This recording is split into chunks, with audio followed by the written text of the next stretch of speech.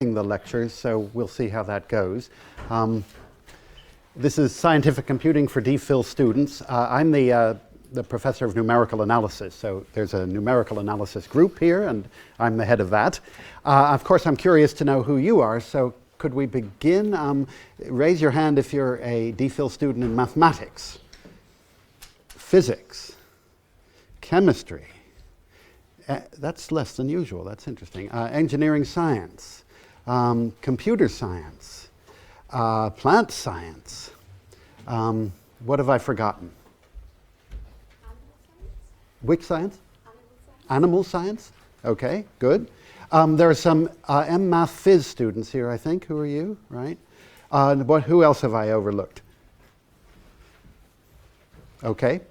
Well, anyway, I hope you have fun, and I hope you meet some of the other people in the room. You know, one of the problems at Oxford is outside our colleges, we're not so good at meeting people from other departments. Well, this is a chance, because all of you are interested in numerical computing.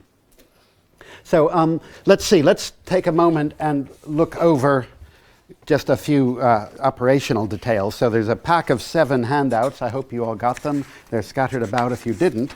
I hope you've done the quiz. At the end, we'll go over the answers to the quiz. If you turn to the blue sheet, this contains all sorts of information about how the course runs.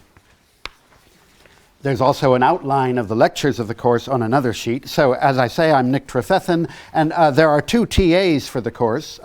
One of them is Mikhail Slavinsky in the back row there, and the other is Adrian Montanelli in the back row there.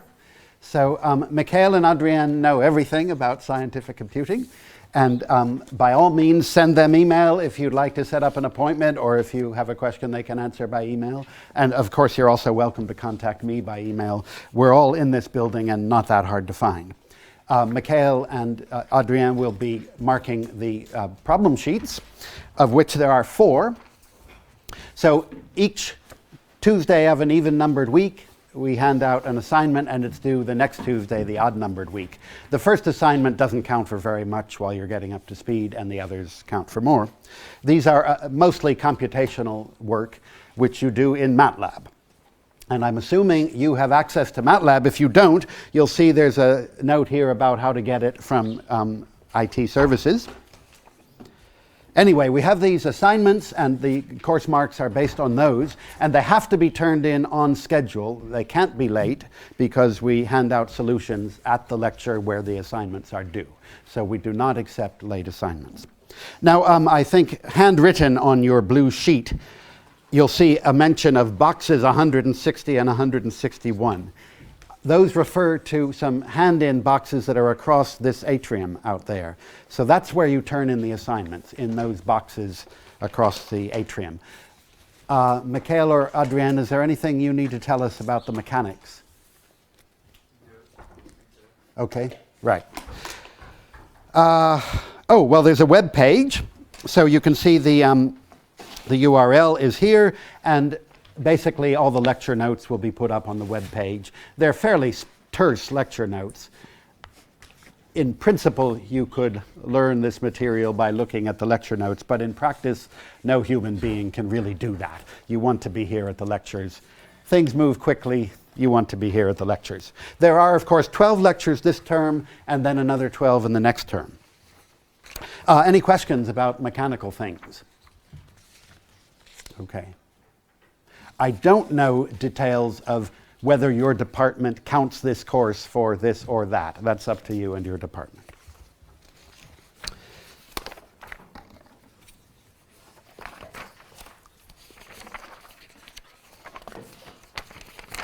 Okay, so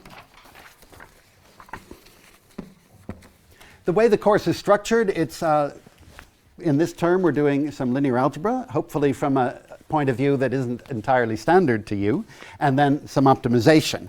But of course, I'd like to begin with some big picture about scientific computing. So if you'll allow me, I'll write down the structure. The first part of the course, part 1, I call sparse matrices and iterative methods.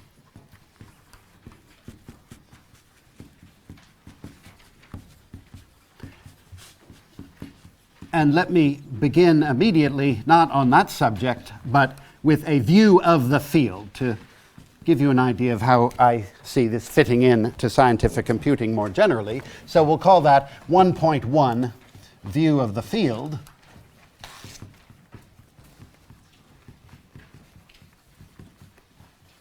So the first question is, what is the field?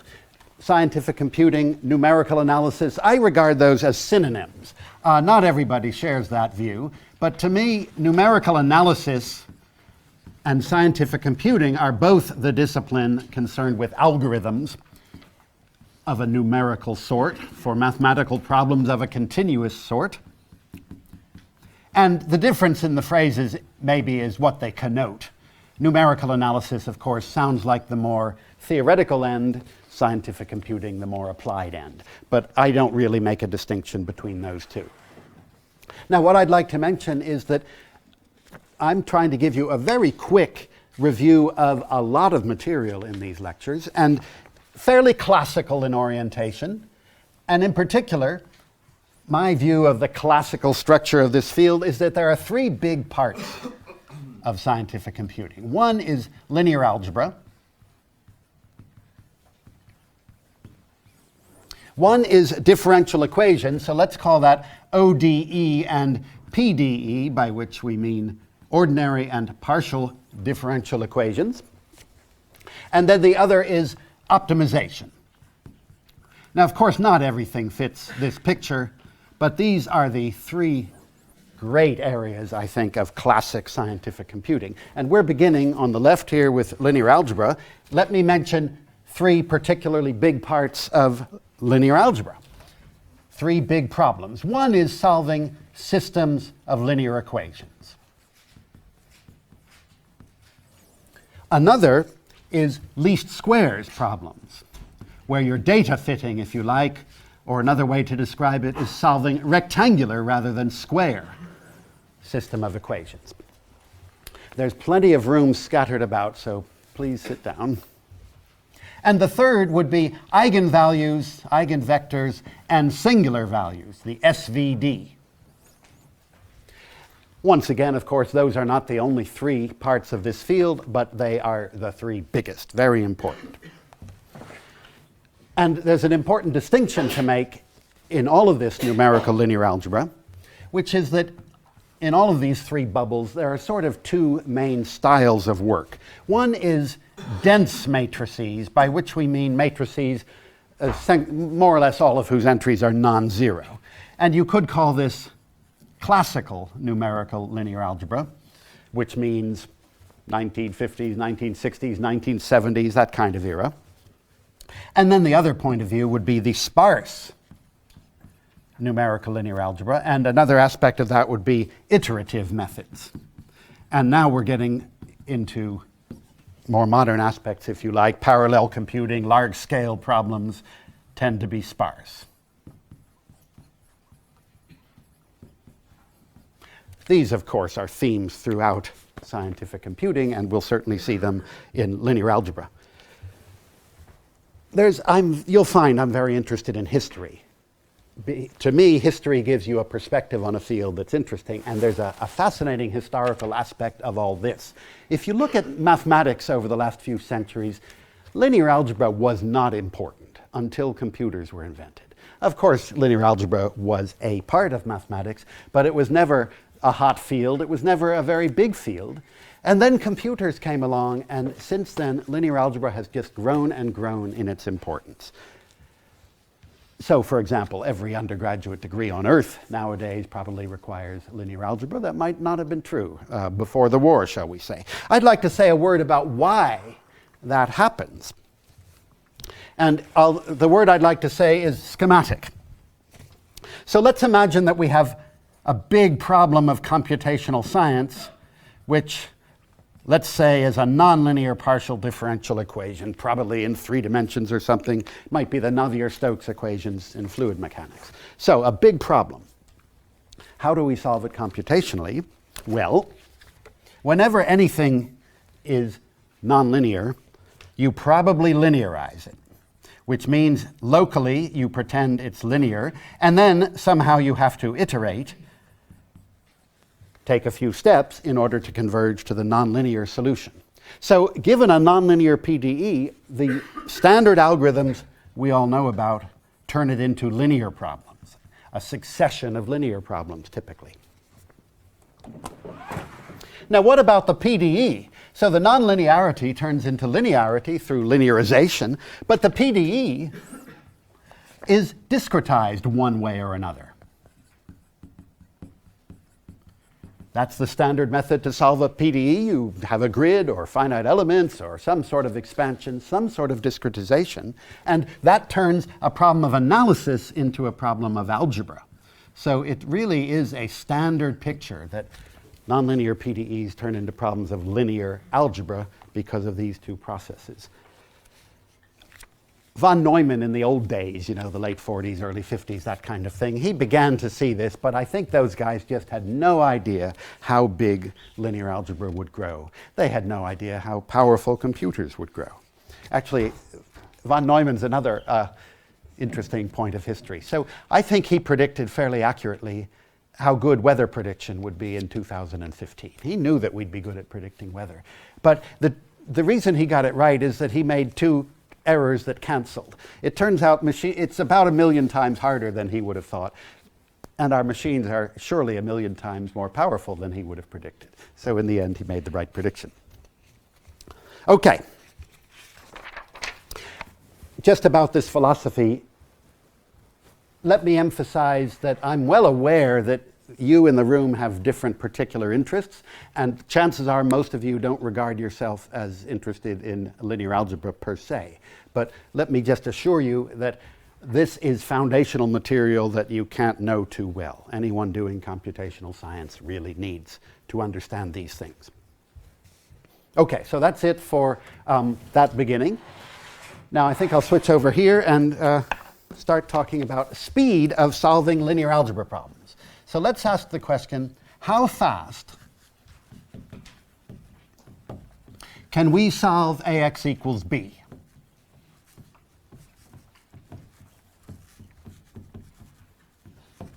So AX equals B is the standard notation for a square system of linear equations. A is a matrix, an n by n matrix.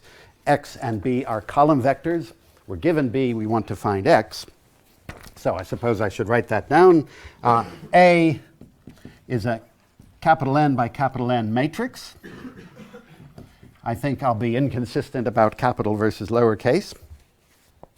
B is a vector, so we could call it an n by 1 vector just to emphasize that it's a column vector. And X is an n by 1 vector of unknowns. So we're given A and B, and we want to find X. And the question is, how big an n is feasible?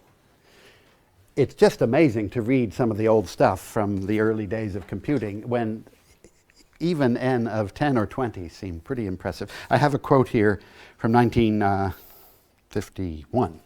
From the great numerical analyst Wilkinson. So he's describing the Pilot Ace computer, which is the one that Turing was in charge of setting up at the National Physical Laboratory.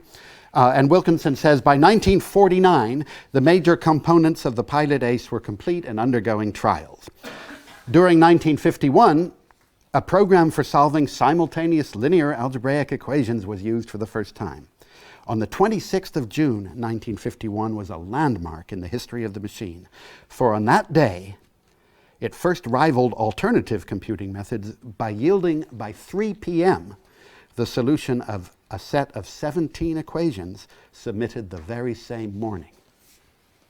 So, in 1951, it takes 6 hours to do a 17 by 17 system of equations. It's quicker now. Let me give some idea, very schematic here, of big values of n.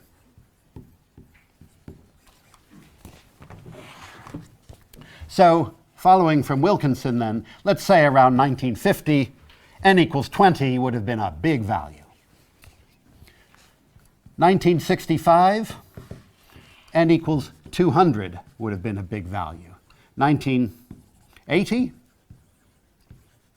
n equals 2,000 would have been a big value. 1995, I think the pattern is pretty clear, n equals 20,000 would have been a big value. 2010, n equals 200,000. Those are big matrices, reasonably close to the limit of what people can do, bigger than ordinary people ever do. No normal person in 1950 was solving 20 by 20 systems, and no normal person in 2010 was solving 200,000 by 200,000. But you can see it's a dramatic increase. In fact, how big an increase is it if you take these numbers? It's about a factor of 10 to the fourth, right? Every 15 years, roughly speaking, we're getting an increase in n of a factor of 10. Now, of course, computers have speeded up a lot more than that. So this is how much n has increased. How much have computers increased? Well, more like 10 to the 12th. So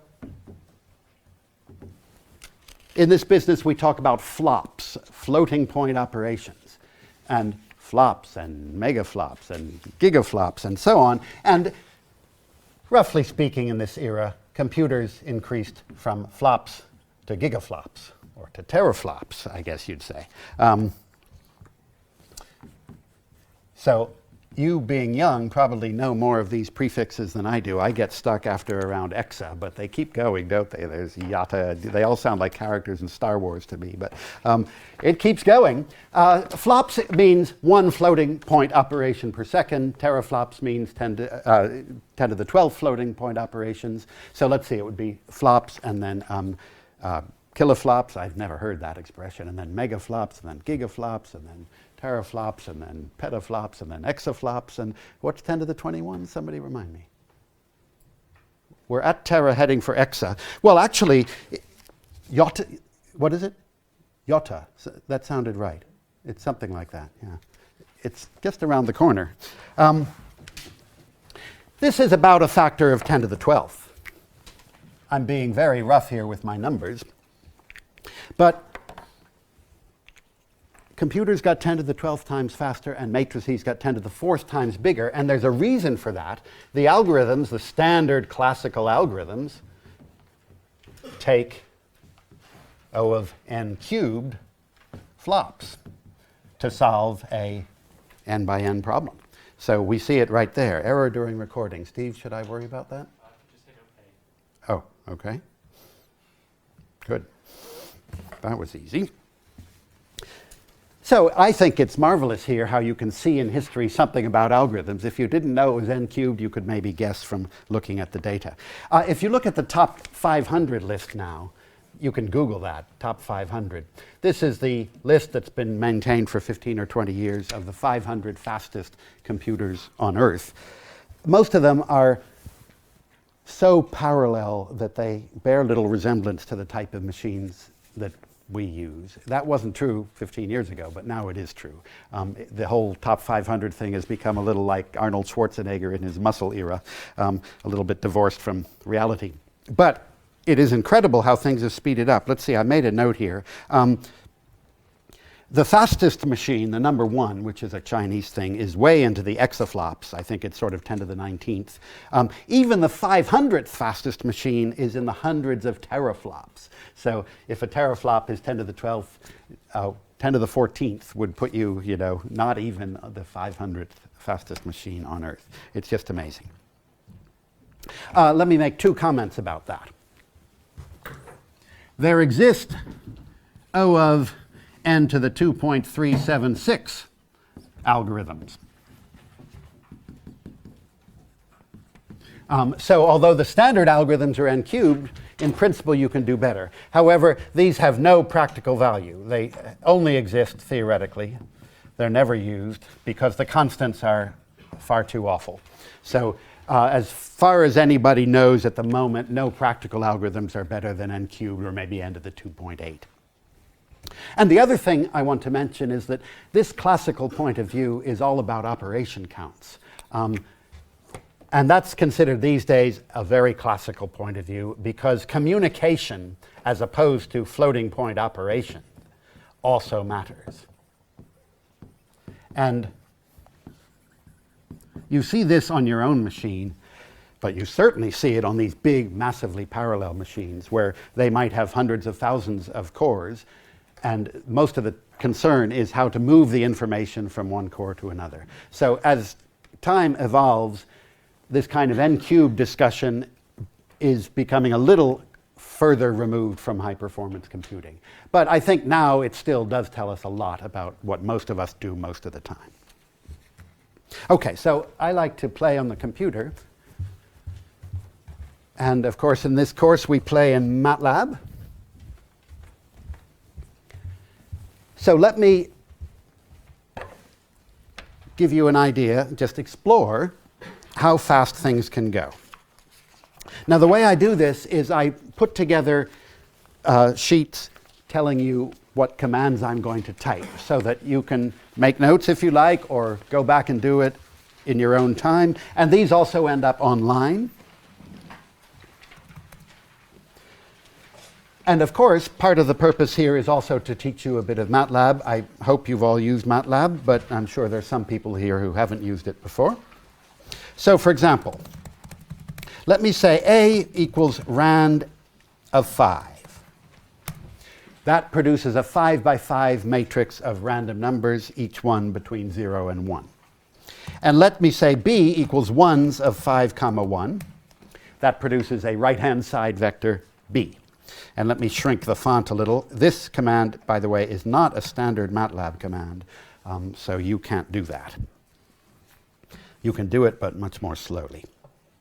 And now let's solve a system of equations. So if I say x equals a backslash b, an algorithm is invoked, and you don't even know what it is at this point necessarily, but that's the MATLAB syntax for solving a system of equations. Mathematically, it's A inverse times B, although the algorithm doesn't actually construct A inverse. So if I do that, it solves the system, and there's the solution. By the way, I'm in format short mode, but if I type format long, then you could see all the digits more or less that are stored. Let's see how good it is. Suppose I say A times x minus b. So mathematically, that should be 0 because ax equals b. On the computer, it's not 0. It's 10 to the minus 15th times various things, because standard precision on most computers is 10 to the minus 16th, more or less. If I type whos in MATLAB, it tells me what variables I've got. And if you look at those variables, you'll see that there's a 5 by 5 matrix and a b and an x. The number of bytes is always 8 times the number of numbers. So a 5-entry vector is 40 bytes because a standard number is 2 words, and a word is 4 bytes. So 64 bits for each number. Let's make it a little bigger. So suppose I now say A equals rand n, which means normal random numbers, of size 500 by 500. And now I could say B equals ones of 501. And I could say x equals A backslash B. No problem. Oh, there is a problem. No problem. If I now say whos, you can see that the 500 by 500 matrix A, there's 250,000 entries, and each one takes 8 bytes. So we get 2 million bytes, which when I was your age, of course, would have been a big matrix, but now completely trivial on any laptop. What if I say ax minus b? I get a long vector. It looks like big numbers, but it's not really, because at the top of this vector it said 10 to the minus 15th. In fact, if I look at the end entry of that long vector, you can see it's, well, 10 to the minus 14th. So 500 by 500 matrix, we lost another digit to random effects, presumably. So let's look at the speed.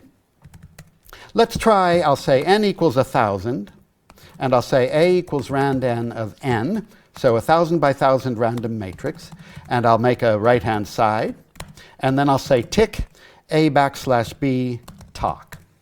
So that's how long it takes on my laptop to solve a 1,000 by 1,000 system. Let's try 2,000. So on my laptop, according to the n cubed, it should be 8 times longer. It's not quite there. We're not in the asymptotic regime. Timings are always complicated, but it's certainly more than 4 times longer. Let's try 4,000. So that should be 8 times longer than half a second. So the prediction is about 4 seconds. Works okay. So the n cubed is certainly visible in these experiments. By the way, on my MATLAB, my laptop, you can also do 8,000, and that works. So this says a lot about storage. Just a few years ago, an 8,000 by 8,000 matrix would not have fit on your laptop so conveniently, but now that's fine. Let's look at the data more systematically. So following the handout here, I'm going to try bank format, which means dollars and cents.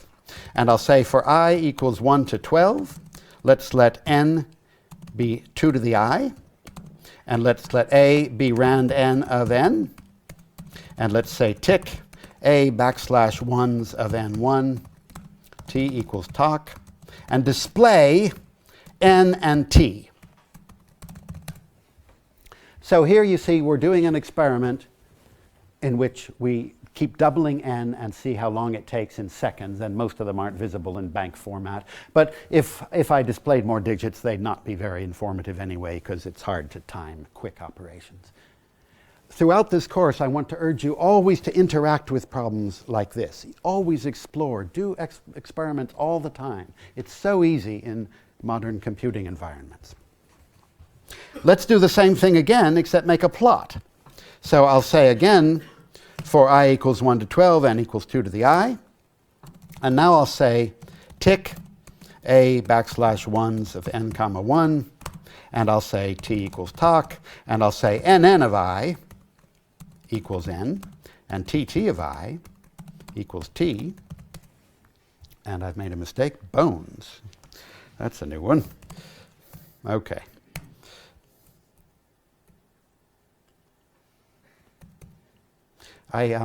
When I was getting ready for this lecture, at one point I had to type the word zeros, and I left off the Z, and it said eros, unknown command. And I thought, why did I type eros? That confused me. Okay, so now it's accumulating the data in a couple of vectors, and we can now plot them. So for example, suppose I said plot nn against tt. Well, then we get a plot of an n cubed relationship of some sort, dimension of the matrix against the time. That's kind of hard to see too well. Let's improve it a bit. So I could say, for example, nntt like this. And then shg for show graph.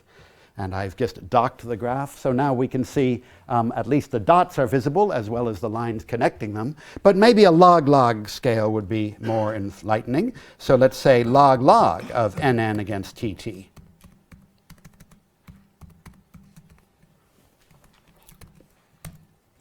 So there you can see kind of a typical experiment where the small sizes give you meaningless data. Of course, it's not really true that a 2 by 2 matrix poses a real difficulty, but when you try to time things, you always find funny stuff at the low end. But at the high end, things are looking nice and clean. There does seem to be some kind of an n cubed relationship.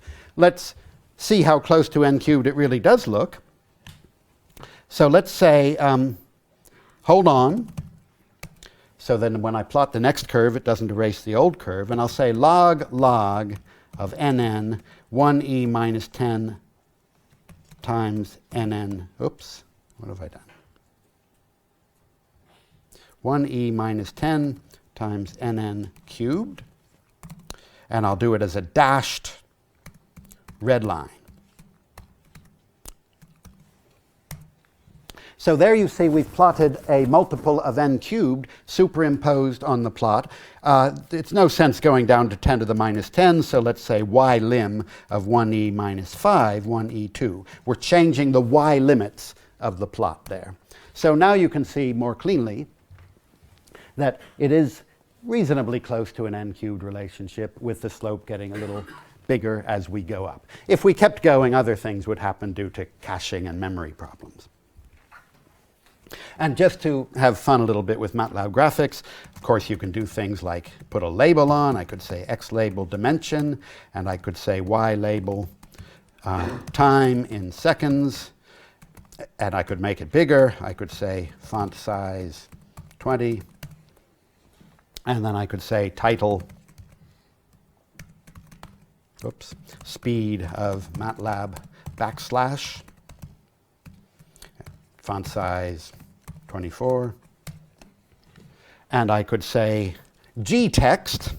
That's a MATLAB command for pointing, for putting something, a bit of text on a plot interactively. So let's say gtext n cubed, font size 24 in the color red. So when I issue that command, it then waits for me to click somewhere, and I'll click right here, and it puts that bit of text on the plot.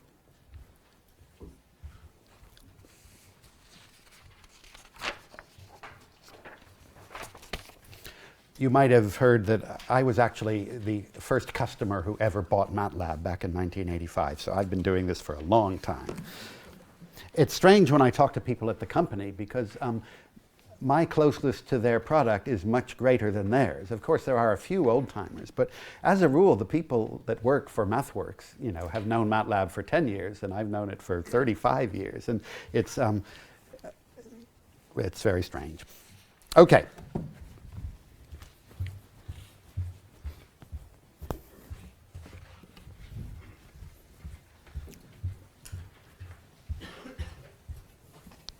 So let's move on and say a word about sparse matrices.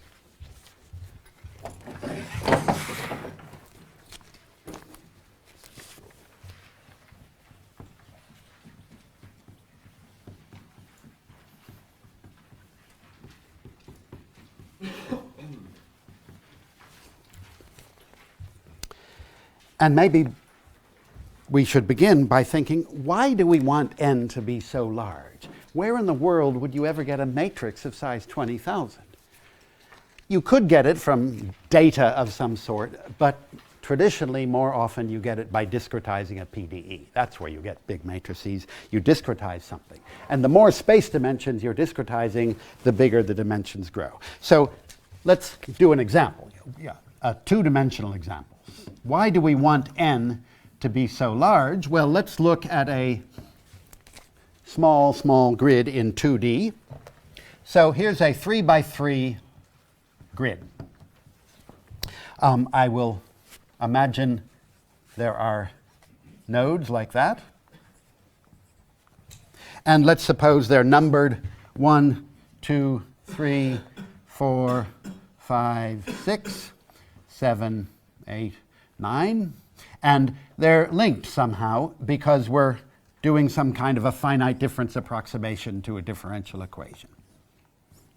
So if we're approximating the heat equation, there might be one value at each of those nodes. If we're doing the Navier-Stokes equations, we might have a pressure and a couple of velocities or whatever. If you're modeling weather, you might have a dozen different variables at each node. So already with this trivial coarse grid in only 2 dimensions, we have a 9 by 9 matrix. And the reason for numbering them is that when you try to make a matrix, it depends on the numbering. So the kind of matrix that would be associated with that grid with those linkages would be a 9 by 9 matrix. And it would have what we call a block 3 by 3 structure. So it would be a 9 by 9 matrix which naturally fell into 3 by 3 blocks, each of which was a 3 by 3 array of blocks, each of which is a 3 by 3 matrix. So for example, 1 is connected to 2 and 4, and to itself, let's say. So there would be a non-zero entry in the second and the fourth column. 2 is connected to 1, 3, and 5. So the second row would have a non-zero entry in 1, 3, and 5, and also itself. 3 is connected to 2 and 6. So the third row, in addition to itself, would be connected to 2 and 6. So you keep going through this, and you find that the block 3 by 3 matrix can be described as having diagonal blocks which are tridiagonal matrices, all with the same structure. And then off-diagonal blocks which are diagonal matrices. And these are all just, these are 0. So the matrix associated with that connectivity pattern is a 9 by 9 matrix. It's block tridiagonal. The blocks on the diagonal are themselves tridiagonal, and the sub and super diagonal blocks are diagonal. Well, you can imagine this kind of thing scales up in all sorts of ways. In 2 dimensions, as we make it n, the dimension in each direction, bigger, then we have a quadratic effect here. In 3 dimensions, it would be cubic, so you very easily get big grids. If you have 100 by 100 by 100, that's 1,000,000 variables right there. So to get a 1,000,000 by 1,000,000 matrix is nothing in computational science, very easily done. So we're always trying to deal with that problem. And there are 2 ways to deal with it.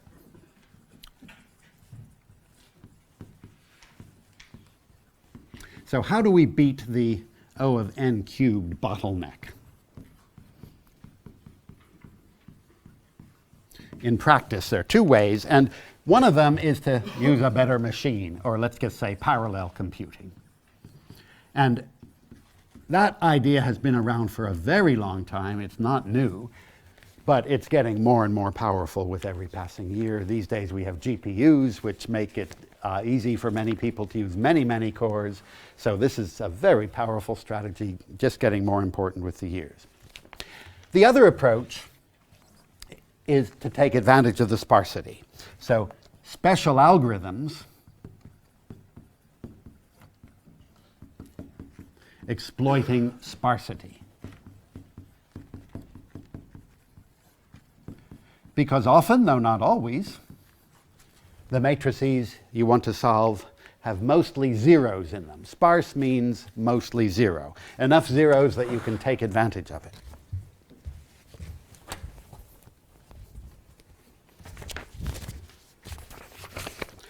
As you can imagine, that's a highly developed field. There are some beautiful algorithms, and we'll talk about a few of them.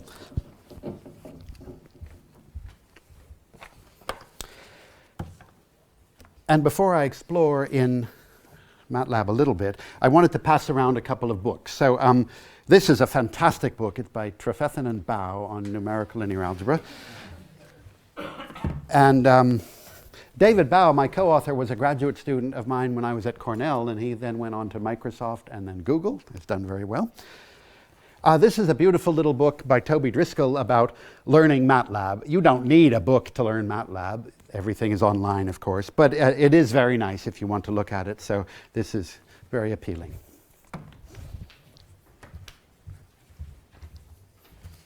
Okay, I wanted to go back and explore some sparse matrices.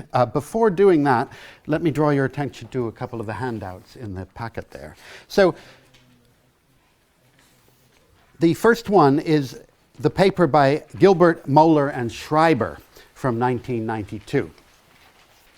This is a beautiful paper by 3 remarkable people. Moeller is the inventor of MATLAB. Gilbert and Schreiber are leading figures in linear algebra and algorithms and graph algorithms and so on. To me, this was the moment at which MATLAB made the transition from being an educational tool to being a serious tool for scientific computing. And it's gradually grown in practical importance with the decades. They took algorithms for sparse matrices that had been invented somewhat academically, if you like, and then found a way elegantly to put them into MATLAB and wrote this beautiful paper about it.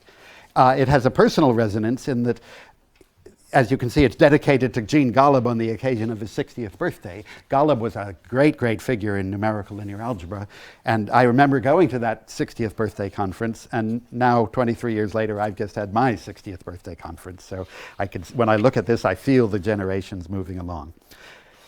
Anyway, one of the themes of this course is to remind you that the tools we use have an intellectual background.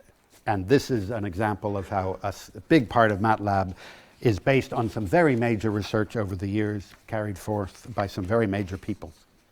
On the back of that handout is a pointer to Unpack, which is the software system that MATLAB calls these days for sparse linear algebra. It wasn't there when Gilbert and Schreiber were writing their paper, but now this is one of the standard fast packages for sparse linear algebra. It's due to Timothy Davis. It says here University of Florida. He's now at Texas A&M, I think. Anyway, Unpack is something to know about if you care about the details of algorithms. And in fact, in MATLAB, instead of backslash, you can type linsolve, and you get more direct access to Unpack if you want to tune the knobs a little bit. There's also a handout of the MATLAB guide. This is a book by Nick Hyam and Des Hyam. Beautiful, thorough introduction to many aspects of MATLAB. And what I've done here is to copy on 2 pages, illegally I guess, the entire chapter on sparse matrices. So it's actually worth reading this. I would recommend you find a few minutes and read these 8 pages copied onto 2 to get an idea of how MATLAB stores and handles sparse matrices.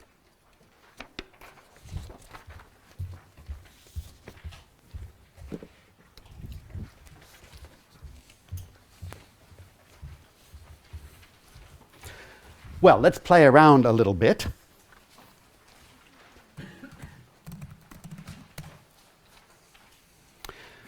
Let's look at a sparse matrix in MATLAB. So I'll say format short, and I'll say A equals 1, 2, 0, 4.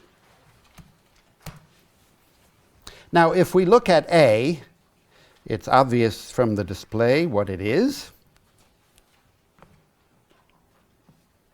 And if I say whose, no surprises there. It's just a 2 by 2 matrix, 4 entries, so 32 bytes.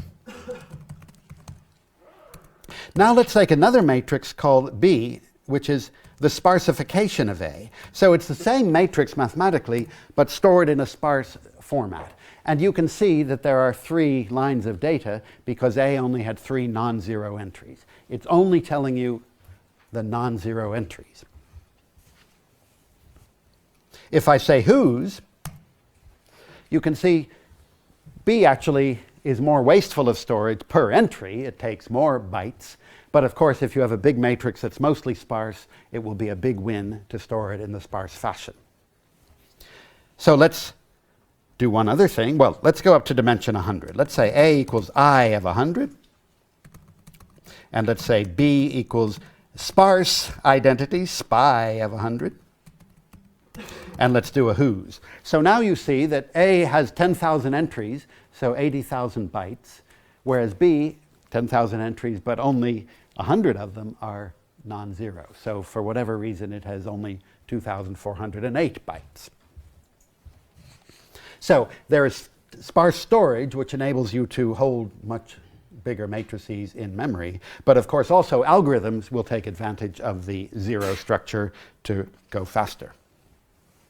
Let's play around a little bit to give you a sense of MATLAB syntax. So if I say SPI of A, I get a picture of the non-zero entries of A. Sorry, I'm having trouble with my mouse here. Okay. If I say SPI of B, it's the same because mathematically they're the same matrix. Notice at the bottom, NZ does not stand for a rugby team. It stands for the number of non-zeros. Now suppose I say B of 40 colon 60, 10, 20, 40 equals 3. I've just taken a bunch of entries in the matrix B and changed their value from 0 to 3. And of course the data structure has done whatever is necessary to accommodate that. If I do a SPI plot, you can see where the non-zeros have appeared. Or suppose I say SPI of B plus B transpose. B prime means B transpose, then we get a symmetric structure. Or suppose I say SPI of B plus B transpose squared. So before pressing return, I can ask you to think about what that might look like. What will happen when I square that matrix to the non-zero structure? Well, that's what happens. Now let's solve a system of equations or two. So just to give you a sense of how MATLAB sets up some random matrices, let me say A equals SP rand sim of 7.25. Now what that means is, that was the command, SP rand sim of 725. It means make a random matrix that's 7 by 7, sparsely stored, and approximately 0.25 of the entries should be non-zero. So SPI of A is a 7 by 7 matrix, and about a quarter of the entries are non-zeros. If I said full of A, then you could actually see this 7 by 7 matrix. Now let's make a big one. I'll say A equals SP rand sim of 10,000, and only 0.1% of them should be non-zero. So now if I say SPI of A, it looks dense, doesn't it? But that's because the dots are too big. It's not really dense. Most of those entries are 0. We could zoom in by a factor of 2. Or zoom in by another factor of 2. Every time we zoom in, we begin to see. So here we have a sparse random matrix where 99.8% of the entries are 0.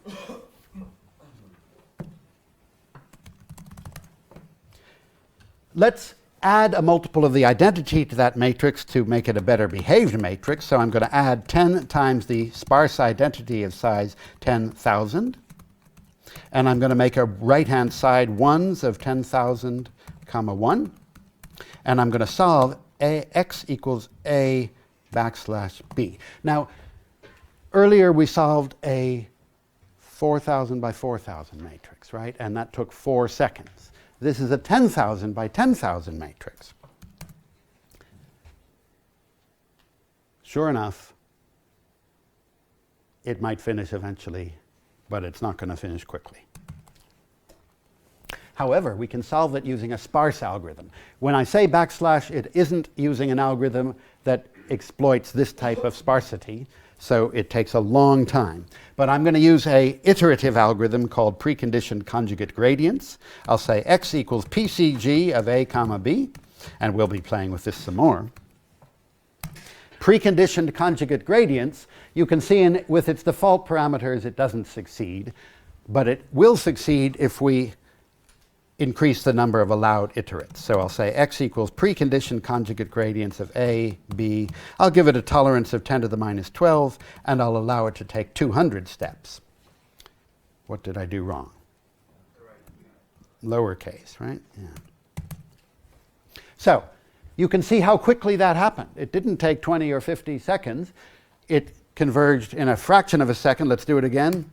See, less than a second, it converged and presumably got the right answer. Let's see, if I say norm of a times x minus b, norm means I'm taking the product of the 10,000 by 10,000 matrix times the 10,000 vector, subtracting off another 10,000 vector. Let's look at the infinity norm, the biggest entry. So the biggest entry in the error is about 10 to the minus 12th. If you're curious to learn more, of course, there are many ways to learn things these days. One of them, if you're just doing it within MATLAB, is to put on the more feature so it only fills one screen at a time. And then if I say help spar fun for sparse matrices, you can get a sense of some of the commands that are available for dealing with sparse matrices, random symmetric, diagonal matrices, identity, and so on and so on. Here's another example. If I say A equals gallery of Wathen, well, Andy Wathen is a faculty member here in the numerical analysis group. He's Oxford's main expert in numerical linear algebra, and MATLAB has a matrix named after him. I won't go into the details, but here's what it looks like. You can see some nice structure there. Let's square it. Let's cube it. So there's a lot of stuff you can find in Gallery. Okay, so we're at the end of this lecture, except that I want to hand out the solutions to the quiz. I'm guessing most of you knew about 5 of these acronyms. Who knows? Here's what they stand for.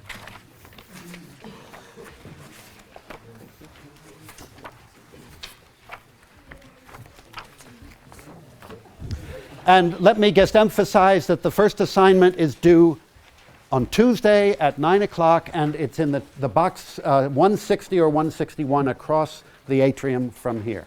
Okay, thank you very much.